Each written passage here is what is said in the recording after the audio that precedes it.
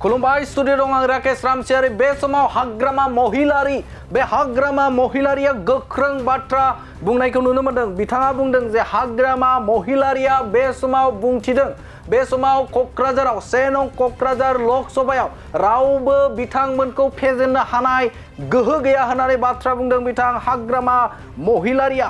जितु देखिसे कक्राझार लकसभार आमार লগত যুঁজ কৰিব পৰা দলে নাই এতিয়া দলে নাই ইউপিপিএল আছে এইটোতো কাম নাই যেটো দেখিছে কক্ৰাঝাৰ লোকসভাৰ আমাৰ লগত যুঁজ কৰিব পৰা দলে নাই এতিয়া দলে নাই ইউপিপিএল আছে এইটোতো কাম নাই बे समाव 1 नं कक्राझार लकसभायाव रावबो गोहो गैया बिथांखौ फेजेननो हानाय रावबो गोहो गैया होननानै बाथ्रा बुंदों बे समाव बिथां हाग्रामा महिलारिया इउपिपिएल दोलोनि बिजाथि जयन्त बसुमतारीखौ फेजेनगोन होननानै बाथ्रा बुंदों बिथां हाग्रामा महिलारिया।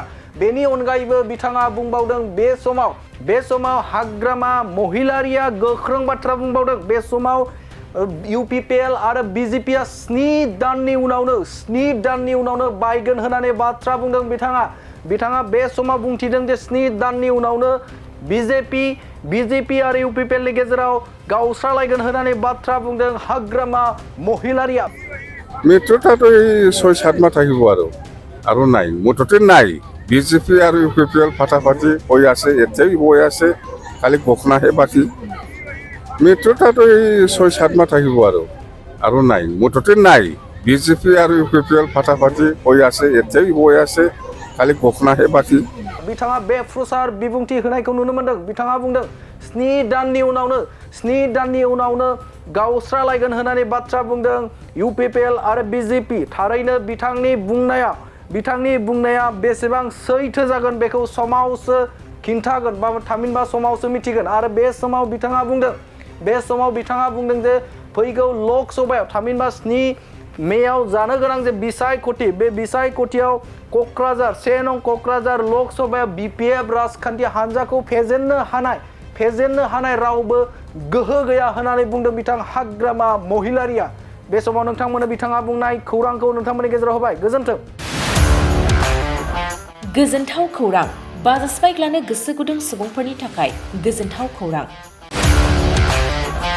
कक्राझार सहराव थानाय दावहारु अट' एजेन्सिया 27 मार्चनिफ्राय 30 एप्रिलसिम बिहुएन ईद धामाका अफार आरो एक्सचेन्ज मेलानि गोबां खाबुफोर होगासिनो दं। दावहारु अट' एजेन्सिनिफ्राय बायगिरि बिथांमोना 7,999 राङावनो लवेस्ट डाउन पेमेन्ट होनानै बाजाज बाइक लानो हागोन। दावहारु अट' एजेन्सि श'रुमजों लोगोसे कारिगाव फेस्टिभ आउटलेट आरो दतमा फेस्टिभ आउटलेट आरो भटगाव फेस्टिभ आउटलेट ब्रान्च श'रुमाव होबाय थानाय बिहुएन ईद धामाका अफार आरो एक्सचेन्ज मेलाव फैनानै नोंथांनि लुबैनाय बाजाजनि बाइकखौ लांफैनो हागोन।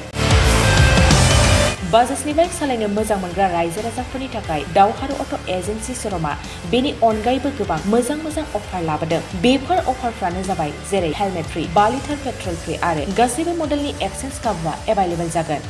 आरोबाव गुबुन मोनसे मोजां खाबुआ जादों 500 रां होग्रोनानै गोसोबादि बाइकखौ नोंथाङा आवगायना दोननो हागोन। गोबां बाथ्रा मिथिबावनो थाखाय 600039878822018193 जानबुं नाम्बारनि गेजेरजों खौरां लाहरनो हागोन।